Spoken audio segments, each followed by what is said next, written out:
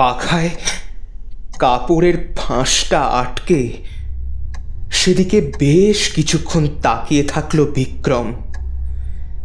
এই সাধের জীবনটাকে একেবারে শেষ করে দেবে ভাবতে লাগলো কথাটা। অথচ শেষ করে না দিলেও কোনো উপায় নেই। সম্মান একবার নষ্ট হয়ে গেলে বেঁচে থাকার আর কোনো রাস্তাই খোলা থাকে না। আজ সন্ধ্যায় প্রায় 500 লোকের সামনে ওর সম্মান ধুলোয় মিশে গেছে।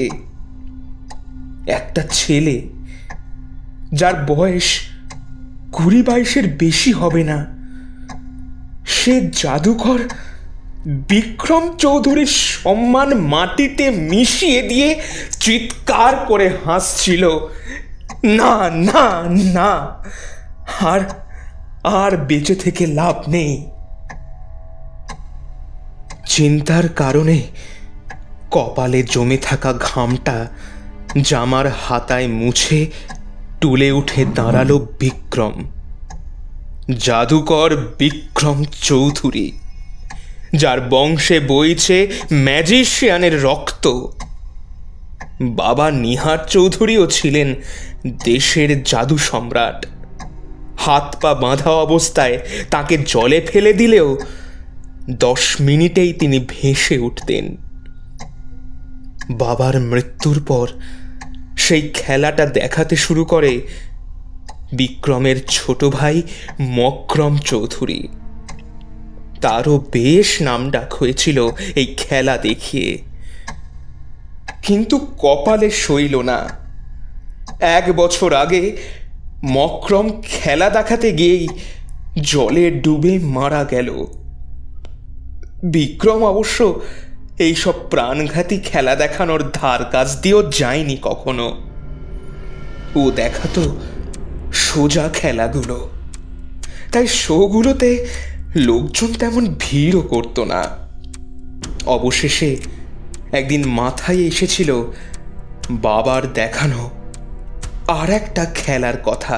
হ্যাঁ, সেই খেলাটা যেটা দেখিয়ে জাদু সম্রাট নিহার চৌধুরী সকলকে তাক লাগিয়ে দিয়েছিলেন। শূন্যে মানুষ ভাসানোর কৌশল তাকেই শিখিয়ে গিয়েছিলেন বাবা। ভাসমান মানুষটার শরীরের পা থেকে মাথা পর্যন্ত একটা সাইকেলের টিউব এপার ওপার করা হতো। মানুষ হাততালি দিত সেটা দেখে। বিক্রমের শোগুলোতেও ভিড় হতে শুরু করেছিল, কিন্তু আজ সেই খেলা দেখাতে গিয়ে দড়ির ফাঁসটার মধ্যে মাথা গলিয়ে দিল বিক্রম। ফাঁসটা আর একটু এঁটে নিল। না, এবার কোনো মতে টুলটাকে লাথি মেরে সরিয়ে দিলেই সব শেষ। কতটা লাগবে? নিঃশ্বাস বন্ধ হয়ে আসার আগে খুব কষ্ট হবে। ধুর, ওসব ভেবে কি লাভ? টুলটায় লাথি মারতে গেল বিক্রম। ঠিক সেই মুহূর্তে ঘরের দরজা খুলে ঢুকলো ইজা। সামনের দৃশ্যটা দেখার জন্য ও একেবারেই প্রস্তুত ছিল না।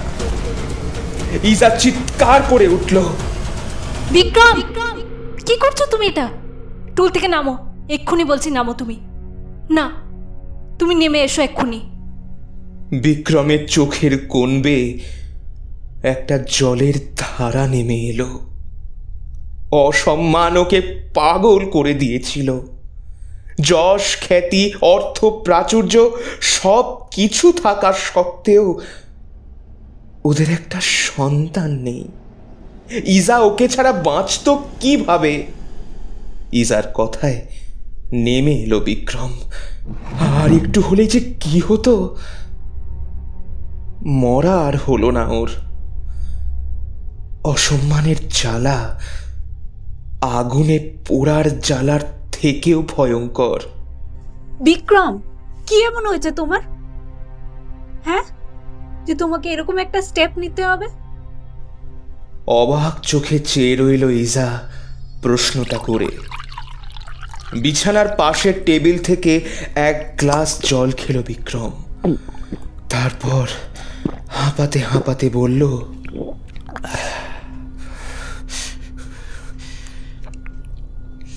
ছেলেটা আমাকে বাজেভাবে অপমান করলো। ইজা, আমি আজ শূন্যে মানুষ ভাসানোর খেলাটা যখন দেখাচ্ছিলাম না, ওই খেলাটা দর্শকের আসন থেকে হঠাৎ করে উঠে দাঁড়ালো ছেলেটা, গলা তুলে সকলের সামনে বলল, হ্যাঁ, এই যে বাবু মশাইরা, শুনুন শুনুন শুনুন একবার, একটা সূক্ষ্ম কাঠের পাটাতনের ওপর সুন্দর কায়দায় শুয়ে রাখা হয়েছে এই মানুষটার শরীরটাকে। আর ওই দেখুন, ওই দেখুন, দেখুন একবার নিচে দেখুন, তার নিচে একটা মেটাল রডের ওপর এই পাটাতনটার ভারসাম্য রাখা হয়েছে। আর সাইকেলের টিউবটার একটা প্রান্ত সুন্দরভাবে কাটা আছে, ওই দেখুন একবার দেখুন, যাতে ওটা সহজেই মেটাল রডটা দিয়ে গলে যেতে পারে। এবার বুঝলেন তো আপনারা জাদু সম্রাট নিহার চৌধুরীর ছেলে কিভাবে আপনাদের বোকা বানায়? জাদু সম্রাট। ওর কথায় হলের সবাই হাসতে শুরু করলো। ইজা, দর্শক আসন থেকে ভেসে আসতে লাগলো নোংরা গালিগালাজ। মানুষ চিৎকার জুড়ে দিল। অবিলম্বে তাদের টিকিটের টাকা ফেরত দিতে হবে। উদ্যোক্তারা শো বন্ধ করে দিতে বাধ্য হলো। আমাকে সিকিউরিটি দিয়ে সরিয়ে আনা হলো। আমার কথা কেউ শুনতে চাইল না। দর্শক মারমুখী ভঙ্গিতে আমার দিকে এগিয়ে আসছিল। এই অপমান নিয়ে আমি বাঁচবো কি করে ইজা? কি করে বাঁচবো আমি? ইজা হাতটা চেপে ধরল বিক্রমের। বিক্রম, মনের জোরটা বাড়াও। কিন্তু বিশ্বাস করো ইজা, বিশ্বাস করো, এই অপমানের বিষ যে আমার সারা শরীরে জ্বালা ধরিয়ে দিচ্ছে, আমি পারছি না। ছেলেটাকে তো শাস্তি দিতেই হবে, আর এমন কিছু একটা করতে হবে যাতে ও নিজের থেকে স্বীকার করে যে ও ইচ্ছে করেই তোমাকে অপমানটা করেছে। আসলে তোমার ম্যাজিক ভুলই ছিল না বিক্রম। প্লিজ এবার শান্ত হও, আমি আছি তো তোমার সাথে। কিন্তু কিভাবে? শিশুর মতো বলে উঠল বিক্রম। আছে তো, একটা রাস্তা আছে। তুমি কেন শুধু শুধু ভেঙে পড়ছো বিক্রম? শ্বশুরমশাইয়ের শেষ সময়ে আমি যে ওনার দেখাশোনা করেছিলাম সেটা তো তুমি জানোই। তা বাবা চলে যাওয়ার আগে আমাকে একটা আয়না দিয়ে যান, বলে যান আমার ছেলেরা যদি কখনো বিপদে পড়ে এই আয়নায় পরপর 7 দিন সন্ধ্যের পর ওদের মুখ দেখতে বলো, তাতে বিপদ কেটে যাবে। তবে হ্যাঁ, সত্যি বিপদে না পড়লে কিন্তু এই আয়না দিও না কখনো, কারণ এ বড় খারাপ জিনিস। এ আয়না মানুষের পরীক্ষা নেয়, পরীক্ষায় পাশ করতে না পারলে জীবন পর্যন্ত চলে যায়। মনে আছে মকরম খেলা দেখাতে দেখাতেই মারা গিয়েছিল, তাই ওর বিপদের আগে এই আয়না দিয়ে আমি ওকে সাহায্য করতে পারিনি। কিন্তু তোমার বিপদে এই আয়নাই আমাদের সাহায্য করবে। তুমি দেখো বিক্রম, নিশ্চয়ই এটা আমাদের সাহায্য করবে। থামল ইজা, তারপর ঘর থেকে বেরিয়ে গেল। এমন কোনো আয়নার কথা তো বিক্রম কখনো শোনেনি বাবার কাছে। বিক্রম ভাবতে লাগলো কথাটা। সারা জীবনে বাবা কি একবারের জন্য হলেও 2 ভাইকে ওই আয়নাটার কথা বলতে পারতেন না? হয়তো বলতে চাননি। ইজা ওর সেবা করেছিল বলে হয়তো ওকেই সব বলে গিয়েছেন। ভাবনার মাঝেই আবার দরজা খুলে ঢুকলো ইজা। হাতে একটা সুন্দর কারুকাজ করা আয়না নিয়ে। চীন দেশের লোকেরা এই রকম আয়না ব্যবহার করে। এর আগে অনেক চীনেদের রেস্তোরাঁ বা দোকানে বিক্রম এই ধরনের আয়না দেখেছে। ঘরের একটা কোণে বিক্রম ঝুলিয়ে দিল আয়নাটা। কাল থেকেই মুখ দেখা শুরু হবে। আজ অনেক রাত হয়েছে, নার্ভের ওপরেও প্রচুর চাপ গেছে। রাতে প্রায় কিছুই খেলো না বিক্রম। ইজাও খাবার দাবার ফ্রিজে তুলে ঘুমিয়ে পড়ল। অনেক রাতে বিক্রমের হঠাৎ ঘুম ভেঙে গেল। মনে হলো ঘরে একটা কেউ হেঁটে চলে বেড়াচ্ছে। অন্ধকারে কাউকেই দেখা গেল না। বিক্রম আলো জ্বালালো, কিন্তু কোথায় কে?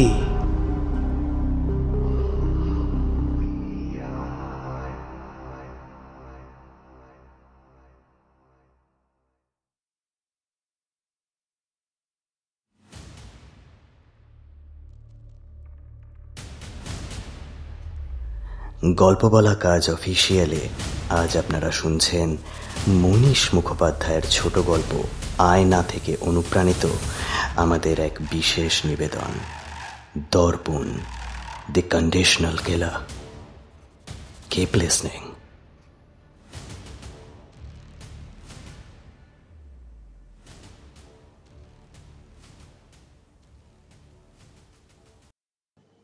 সকালে ফ্রিজ খুলেই একটা ধাক্কা মতো খেল ইজা। ফ্রিজে রাখা খাবারগুলো কোথায় গেল?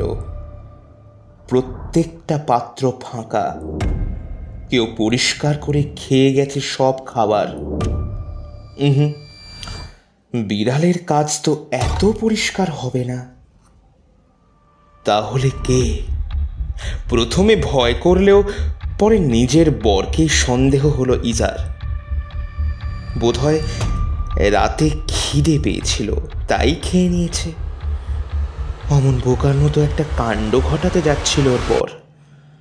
ও না থাকলে কাল একটা বড় বিপদ হতো। তাই খাবারের ব্যাপারে আর কিছু জিজ্ঞেস করলো না ইজা বিক্রমকে। ঠিক সন্ধ্যের সময় বিক্রম দাঁড়ালো আয়নাটার সামনে। আয়নার কাঁচটা খুব অদ্ভুত। বিক্রমের মনে হলো ওকে ওই আয়নায় খুব কদর্য দেখাচ্ছে। মাথার দিকটা কেমন যেন লম্বাটে লাগছে। বাবা বলে গেছেন 7 দিন পর পর দাঁড়াতে হবে এটার সামনে। ও সরে এলো আয়নার সামনে থেকে। সে রাতেও বিক্রমের ঘুম ভেঙে গেল। আবার মনে হলো ঘরে যেন কেউ হাঁটা চলা করছে, কিন্তু আজও আলো জ্বালিয়ে কাউকে দেখতে পেল না ও। অবাক কাণ্ড! ও যেন স্পষ্ট শুনেছে কেউ ভারী পা ফেলে ঘরের এ মাথা থেকে ও মাথা হাঁটছে। ইজারও ঘুম ভেঙে গেল। কি হলো? কি খুঁজছো তুমি ঘরে? জিজ্ঞেস করলো। কিছুই বলল না বিক্রম ওকে। যদি ভয় পায় ইজা? ও ছোট্ট উত্তর দিল, না না, কিচ্ছু না, কিচ্ছু না। তুমি ঘুমিয়ে পড়ো। খাওয়াটা মনে হয় আজ একটু বেশি হয়েছে, বুঝলে, তাই ঘুম আসছে না।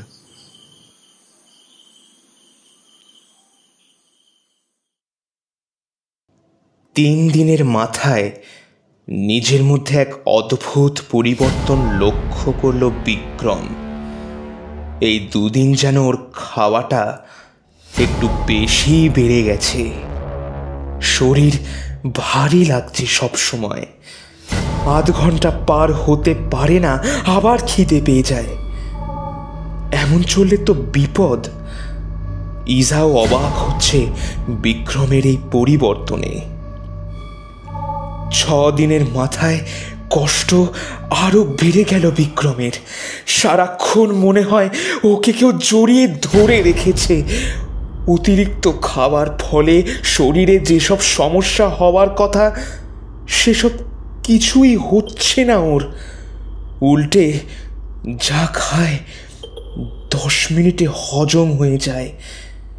এত কিছুর মধ্যেও আয়নার সামনে দাঁড়াতে ভোলে না বিক্রম। সন্ধে হলেই রোজ নিয়ম করে আয়নার সামনে দাঁড়ায়ও।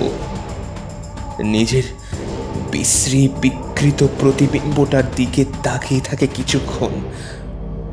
তারপরে ওর খিদে পায়, ও সরে আসে।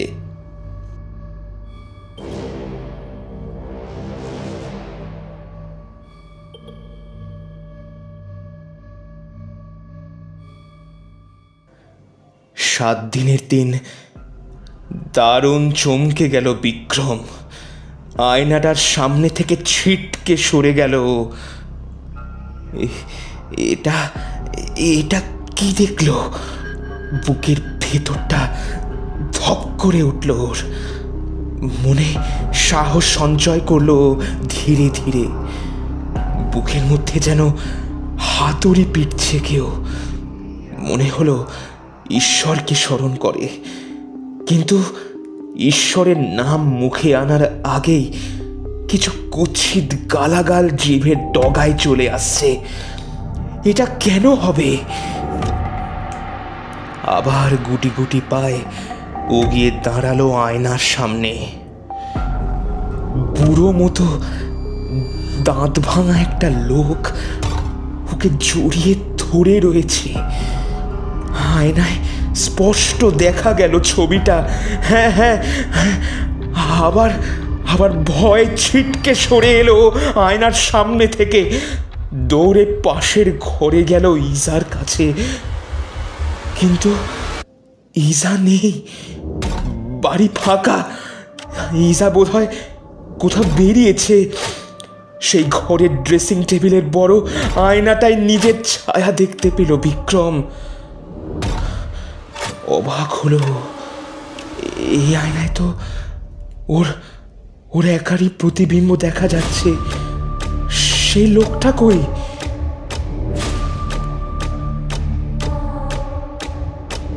নিজের ঘরে ফিরে এসে আবার বিক্রম দাঁড়ালো আয়নাটার সামনে।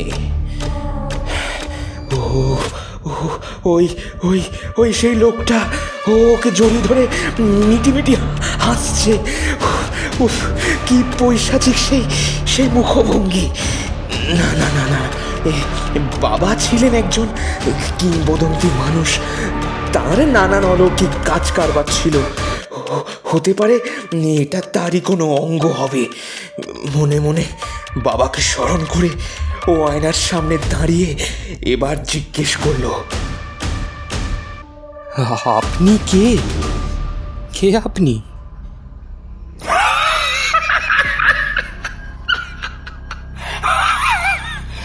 আগে আমি বেতিয়ারাম হাজরা, নিবাস ছিল মেমারি। আপনি কি চান? আগে আমি কিছু চাই না, বরং আপনি তো চান কিছু, তাই তো ডাক দিলেন।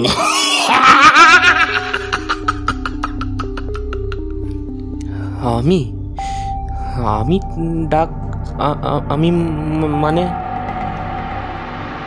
হ্যাঁ, আপনি তো ডাক দিলেন। এই আয়নায় আপনার বাবা আমাকে আটকে রেখেছিলেন। এক চীনে ভদ্রলোকের কাছ থেকে এই অলৌকিক আয়না আপনার বাবা উপহার পান। এই আয়নায় আত্মা কয়েদ রাখা যায়। আপনার বাবা মেমারির এক শ্মশান থেকে আমাকে কয়েদ করে আনেন।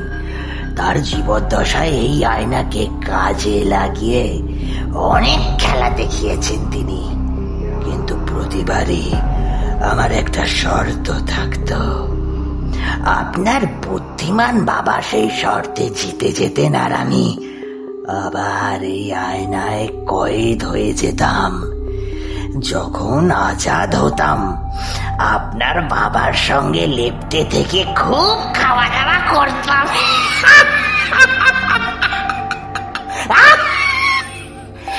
কতদিন পর আপনার সঙ্গে থেকে আবার খেতে পেলাম।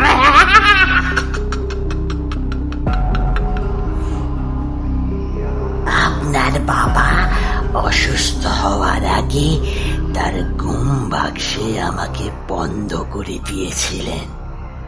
তারপর এই এতদিনে মুক্তি। তা বলুন না, আমাকে কি করতে হবে? হ্যাঁ,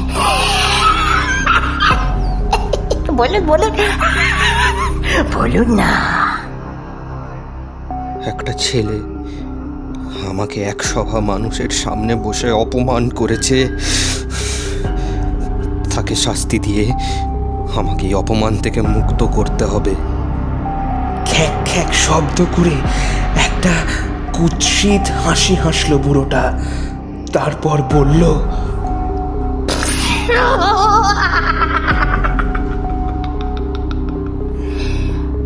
আগে সে কাজ নয় হয়ে যাবে, কিন্তু আমার শর্তের কথা ভুলে যাবেন না। আগে শর্ত অনুযায়ী আপনি পরীক্ষায় পাশ করবেন, তারপর আর আপনাকে কিছু ভাবতে হবে না। উফ, এইবার বুড়োটাকে আর আগের মতো দেখালো না। ওর চোখ মুখ যেন কেমন কঠিন হয়ে উঠেছে ধীরে ধীরে।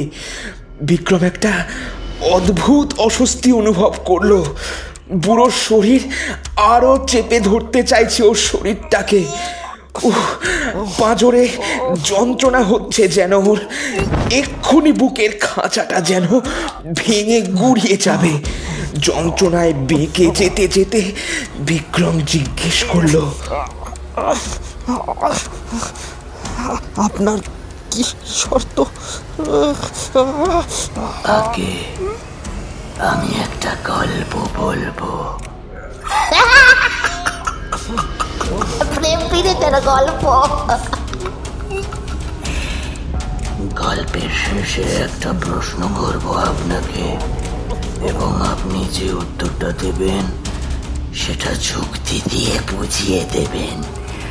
আপনার উত্তর যদি ঠিক হয় তবে আমি আপনার গোলাম, আর যদি ভুল হয়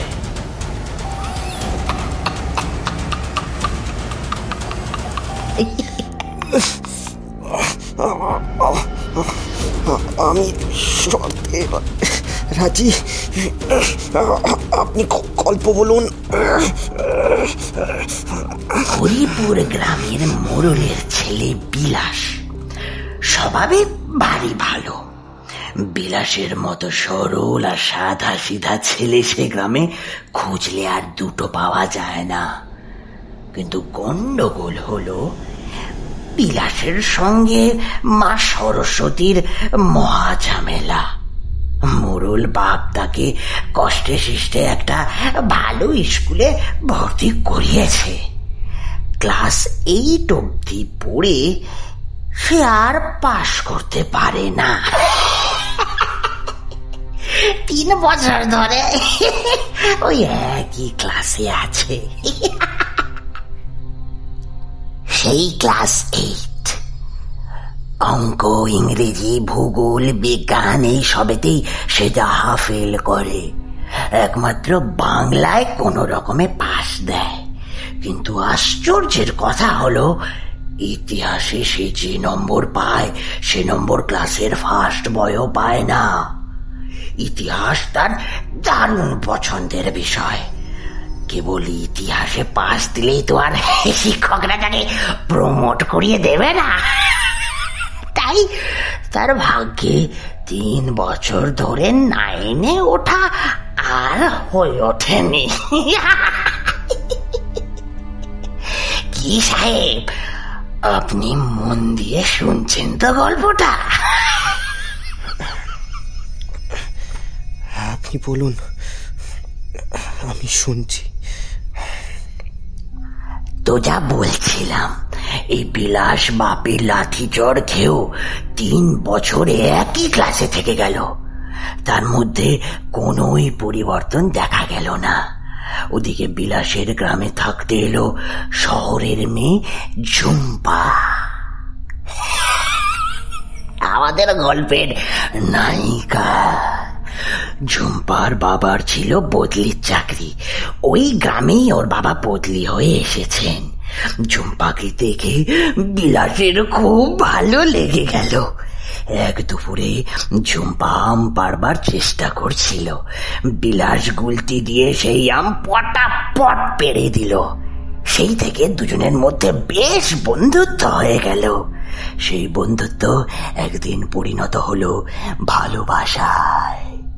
যেই না ভালোবাসা হলো, অমনি ঝুম্পা বিলাসের ওপর জোর খাটালো, তোমাকে পড়াশোনা করে মানুষের মতো মানুষ হতেই হবে।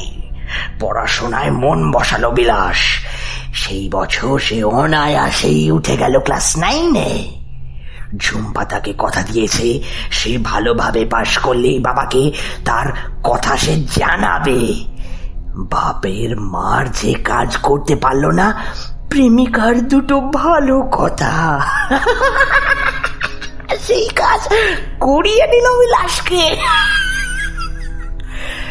বিলাস দিন রাত এক করে পড়তে লাগলো। কাছেই চলে এসেছে বড় পরীক্ষা। দেখতে দেখতে একটা বছর পেরিয়ে গেল। ঝুম্পারও তখন বড্ড ভালো লাগে বিলাসকে। যে করেই হোক ঝুম্পাকে বিলাসের পেতেই হবে। পরীক্ষায় ভালো ফল করলো বিলাস, যে কিনা ক্লাস 8-এ বাংলার ইতিহাস ছাড়া কোনো বিষয়ই মানে পাশ করতে পারেনি, সবাই ফেল মারছিল। সে প্রত্যেকটা বিষয় 80-র ওপর নাম্বার পেল। সারা গ্রামের মুখ উজ্জ্বল করার মতো ফলাফল করলো। মোরল তো খুশিতে পাগল হয়ে গেল।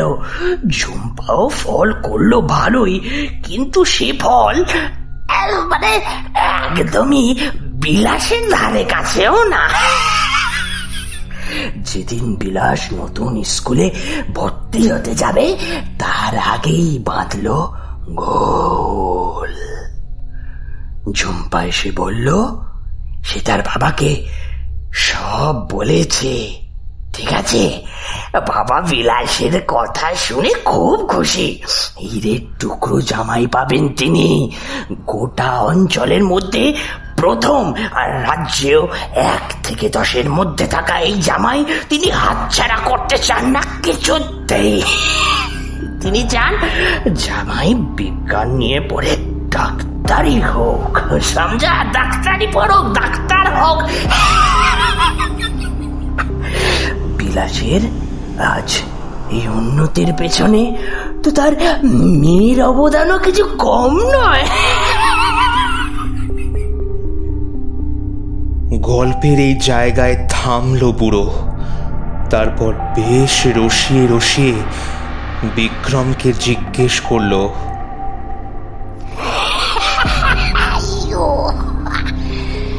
গল্প কেমন লাগলো?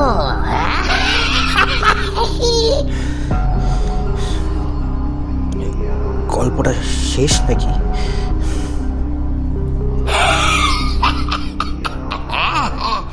প্রায় শেষ। এবার বাকি গল্পটা আপনাকে বলতে হবে, তাই আমি এবার থামলাম সাহেব।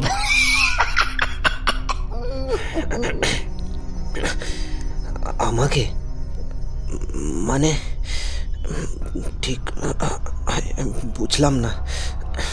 যে আগে আপনাকেই বলতে হবে। এ গল্পের পরিণতি কি সেটা আপনি বলবেন। যদি ঠিক বলেন তাহলে আমি আপনার গোলাম। আবার খ্যাক খ্যাক করে হাসলো বুড়ো। বাবা এই সময় থাকলে এই গল্প কোন দিকে নিয়ে যেতেন তাই ভাবতে লাগলো বিক্রম, এই প্রেত বুদ্ধির খেলা খেলতে চাইছে, ঠিক যেমন বিক্রম বেতালের গল্পে খেলা হতো। হাতের চেটো দিয়ে মাথার ঘাম মুছল বিক্রম, তারপর বলল, গল্পের শেষটা একটু কষ্টের। এখানে আপনি এটাকে প্রেমের গল্প বললেও আমি বলবো এটা বিরহের গল্প।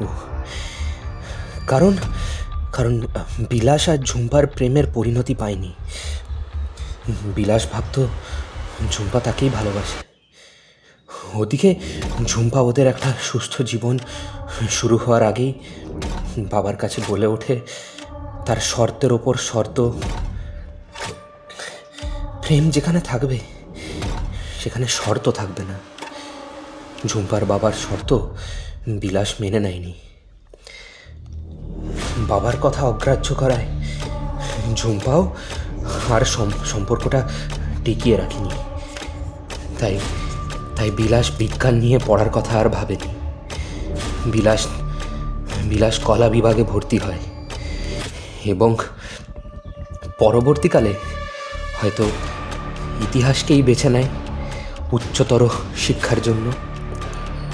কারণ সে ঝুম্পার প্রেমে পড়ে অন্য বিষয়গুলোকে ভালোবেসেছিল, কিন্তু ইতিহাসকে সে মন প্রাণ দিয়ে ভালোবাসত সব সময়। কি আমি ঠিক বললাম তো? হ্যাঁ। আয়নার দিকে কঠিন চোখে তাকালো বিক্রম। আয়নায় চোখ পড়তেই অবাক হয়ে গেল। কই, কেউ তো কোথাও নেই। শরীরটাও বেশ হালকা লাগছে বিক্রমের। এতক্ষণ শরীরের ওপর চেপে বসে থাকা ভারটা আর নেই, বেশ হালকা হালকা লাগছে এখন।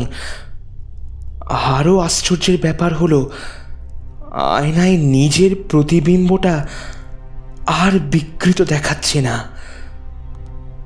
অন্যান্য আয়নায় যেমন সোজা সরল ছবি ধরা পড়ে, এই আয়নাটাতেও ধরা পড়ছে তেমনই একটা ছবি। মনে মনে আশ্বস্ত হলো বিক্রম। ও বেতিয়ারামের পরীক্ষায় পাশ করেছে। তারপরেই মনে হলো এতক্ষণ যে ঘটনাগুলো ওর সঙ্গে ঘটল সবটাই স্বপ্ন নয় তো। থাক, ইসাকে কিছু বলার দরকার নেই।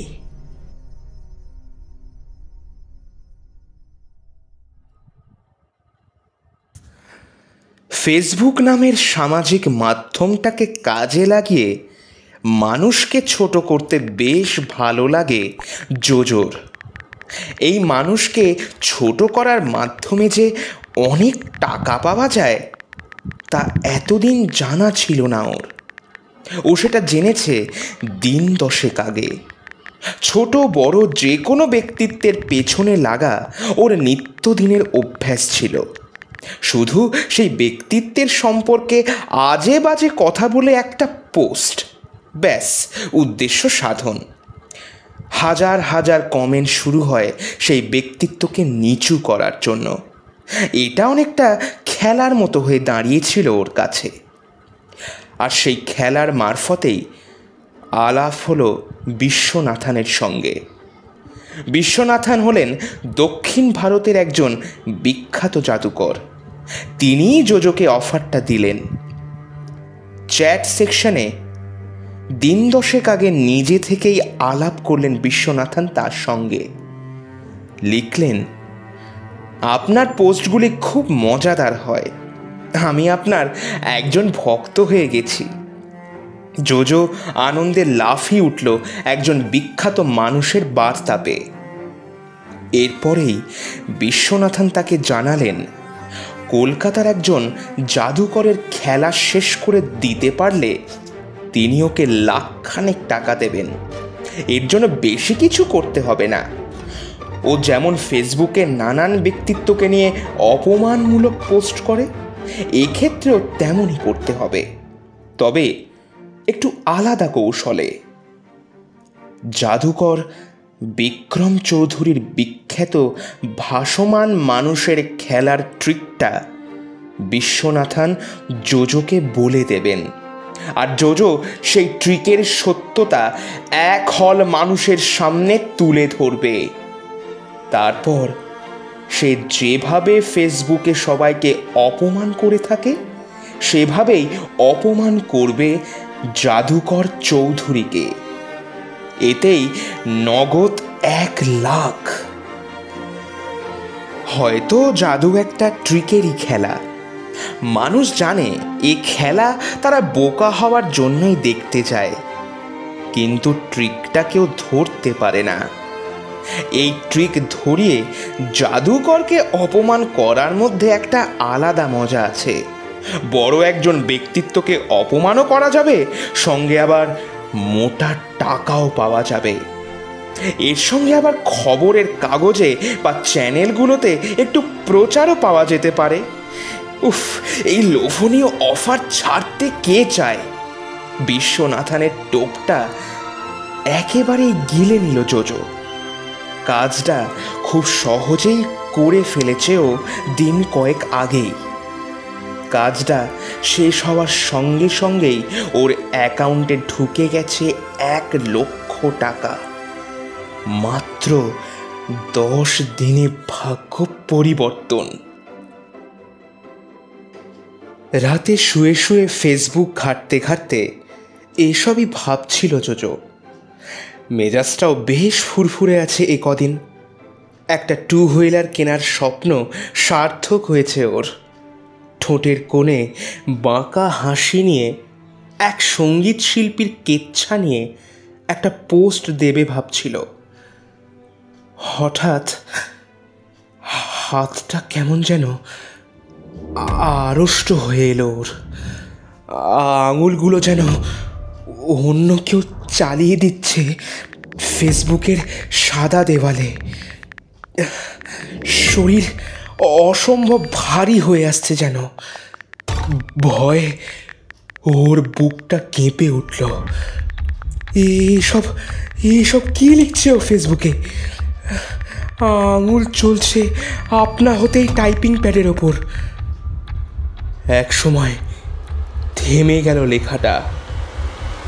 লেখাগুলো জল জল করছে। কি হচ্ছে? হাতটা থামছে না কেন? কি লিখছি ভুলভাল এই সমস্ত? জাদুকর বিক্রম চৌধুরীর জাদুর খেলা ধরিয়ে দিয়ে আমি ভুল করেছি।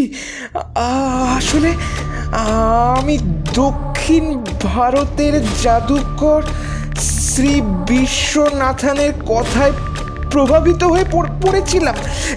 কি হচ্ছে এগুলো? উনি আমাকে শিখিয়ে দিয়েছিলেন মানুষের চোখে কিভাবে ধোকা দিয়ে বিক্রম চৌধুরীকে অপদস্থ করতে হবে। এর জন্য জাদুকর বিশ্বনাথন আমাকে টাকাও দিয়েছিলেন।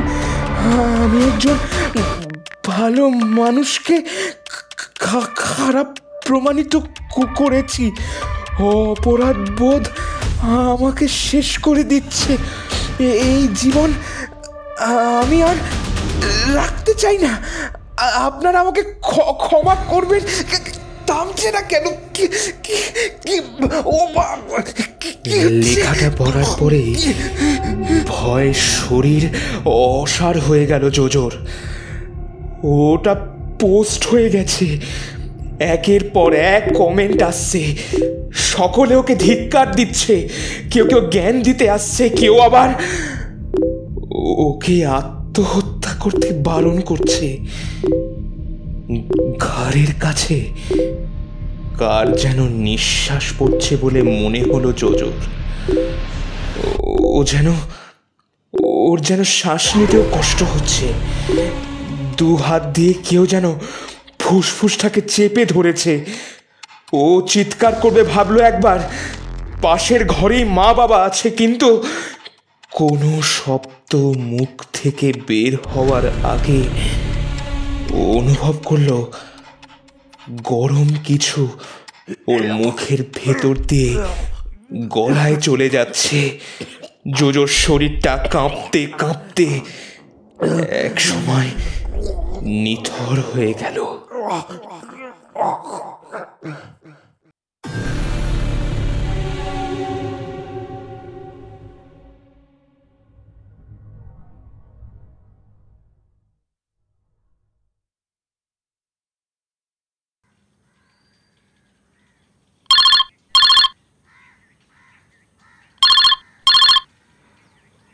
हेलो विक्रम बाबू, आज टीवी का न्यूज़ देखा क्या आपने?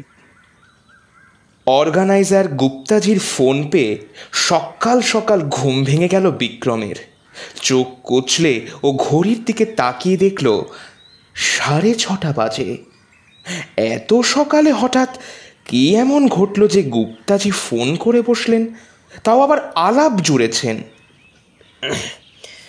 কেন, টিভিতে আবার কি দেখাচ্ছে? বেশ বিরক্ত হয়ে জিজ্ঞেস করল বিক্রম। अरे विक्रम बाबू, देखिए देखिए क्या दिखा रहा है टीवी पे, जल्दी देखिए। বিক্রম ফোন কেটেই টিভি অন করল। বাংলা একটি সংবাদ মাধ্যমের পেজে ভেসে উঠেছে এক সাংঘাতিক খবর। দক্ষিণ কলকাতা নিবাসী শ্রী জয়ন্ত হালদার ওরফে জোজো নিজের বাড়িতে কাল রাতে বিষ খেয়ে আত্মহত্যা করেছেন। তার আগেই নিজের সোশ্যাল মিডিয়া অ্যাকাউন্টে তিনি লিখে গেছেন আত্মহত্যার কারণ। তিনি অত্যন্ত জনপ্রিয় জাদুকর বিক্রম চৌধুরীর একটি খেলা নিয়ে বেশ কিছুদিন আগেই একটি শোয়ে অপ্রীতিকর পরিস্থিতির সৃষ্টি করেন। যে কাজটি তিনি করেছিলেন আর এক বিখ্যাত জাদুকর শ্রী বিশ্বনাথনের কথা মতো। তার থেকে বিবেক দংশনে এই সিদ্ধান্ত গ্রহণ করেছেন বলে জানা যাচ্ছে। পুলিশ শ্রী বিশ্বনাথনকে এই বিষয়ে জেরার জন্য আজ সকালেই আটক করেছে। বিশদে জানতে চোখ রাখুন নিউজ বাংলার পর্দায়। এবার এগিয়ে থাকবেন বোকা বাক্স থেকে ভেসে আসা প্রতিটি ভাষ্য বিক্রমের মনের অকুস্থলে এক হাড় হিম করা বিস্ময়ের উদ্রেক ঘটাল। বিক্রমের কপালে বিন্দু বিন্দু ঘাম। এই পরিণতি হয়তো সে আশা করেনি।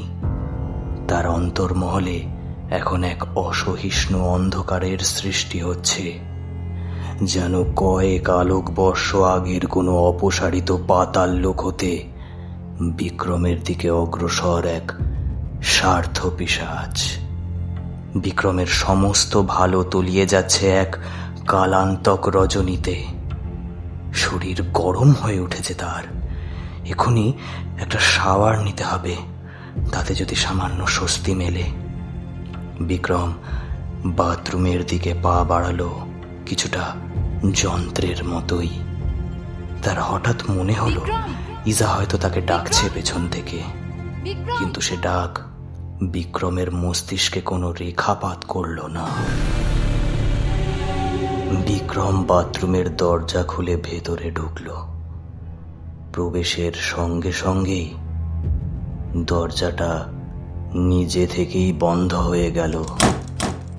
বিক্রমের অবশ্য তাতে কোনো ভ্রুক্ষেপ নেই। তাকে গিলতে থাকা ভয়টা এখন তার মধ্যে এক অসামাজিক উল্লাসের সৃষ্টি করেছে। সে এখন দাঁড়িয়ে আয়নাটার মুখোমুখি। হঠাৎই এক পাশবিক অট্টহাস্যে ফেটে পড়ল বিক্রম।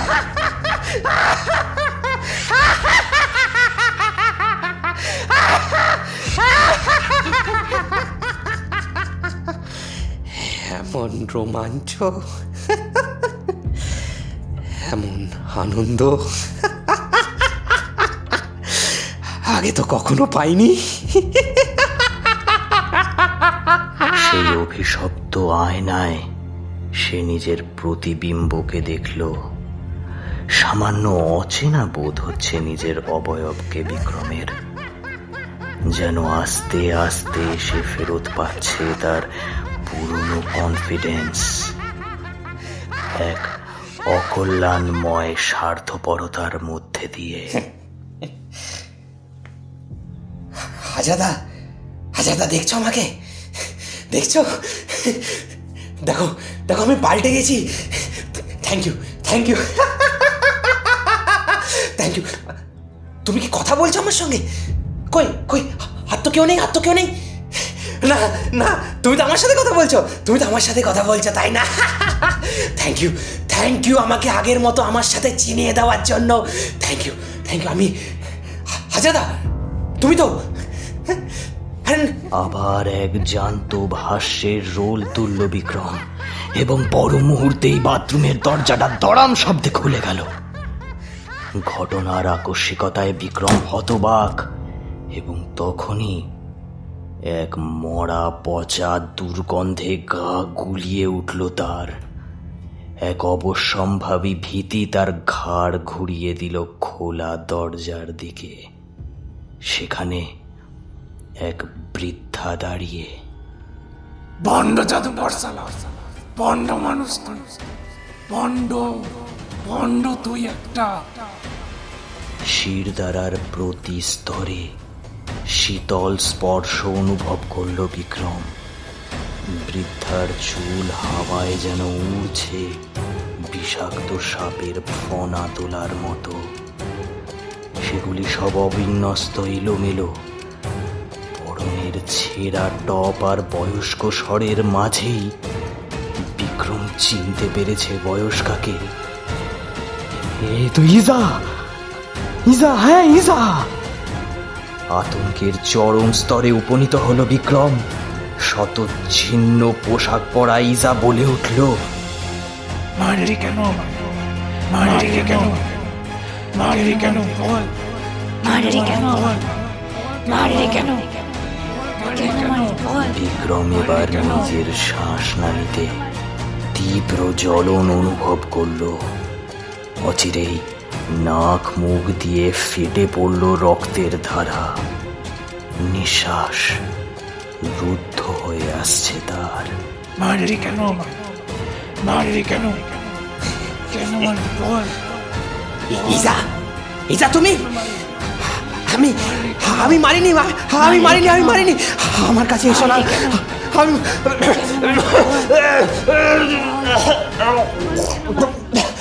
আমি আমি মারিনি।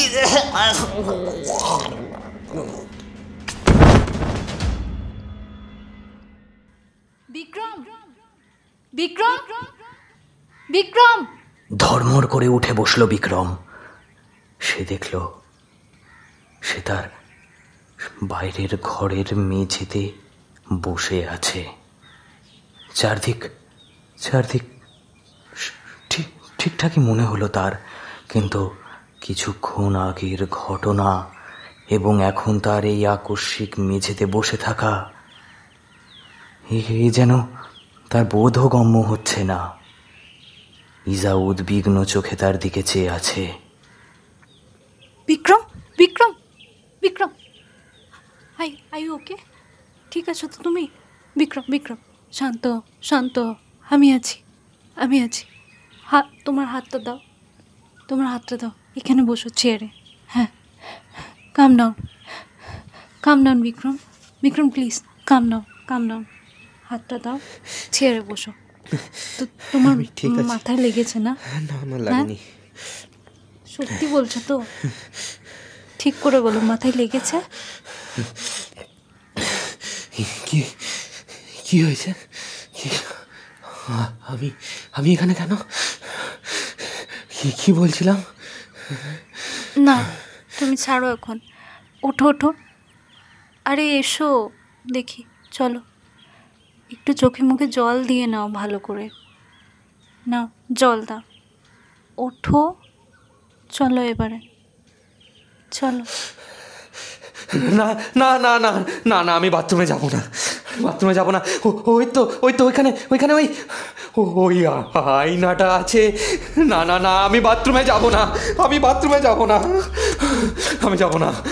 What nonsense Vikram! আয়নাটা ওয়াশরুমে কেন টাঙানো থাকবে? আয়না পাশের রুমে টাঙানো। আমি যাবো না, আমি যাবো না বিক্রম। খবরটা শুনে মেবি তুমি লাভ লুজ করছো। তুমি সত্যি বলছো? আয়নাটা নেই ভেতরে? আরে আয়নাটা বাথরুমে কেন থাকতে যাবে? বাথরুমে নেই ওটা, কেন থাকবেই বা সেটা সেখানে? না না, আমি যাব না, আমি যাব না, তুমিও যাবে না, তুমিও যাবে না ইজা। ও খেয়ে ফেলবে ওই আয়নাটা খেয়ে ফেলবে আমাদের। আমরা মানুষ মেরেছি, আমরা মানুষ মেরেছি ইজা। তুমি খুনি, আমি খুনি, আমি তোমাকে খেয়ে ফেলবো ইজা, আমি তোমাকে খেয়ে ফেলবো।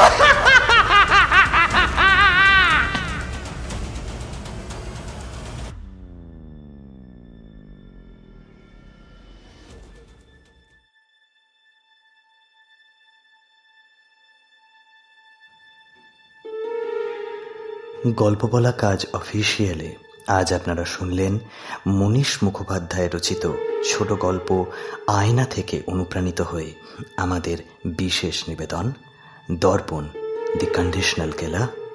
আংশিক গল্প পাঠ এবং জোজোর ভূমিকায় শুভ্র নীল, বিক্রমের চরিত্রে প্রবাল, ইজার ভূমিকায় অঙ্কিতা। আংশিক গল্প পাঠ বেতিয়ারাম হাজরা এবং গল্পের সূত্রধার আমি অভিক। অন্যান্য চরিত্রে টিম গল্প বলা কাজ অফিসিয়াল। আমাদের সাউন্ডস্কেপ ডিজাইন করেছে প্রবাল, পোস্ট ডিজাইন ব্রতপ্রিয়া এবং প্রবাল, পর্ব পরিচালনায় আমি অভিক। আসছে দিনে গল্প বলা কাজ অফিসিয়াল আবারও নিয়ে আসবে আপনাদের জন্য নানান স্বাদের গল্পের ঝুড়ি। ততদিন please like, comment and do share and subscribe our channel গল্প বলা কাজ অফিসিয়াল, your গল্প পার্টনার।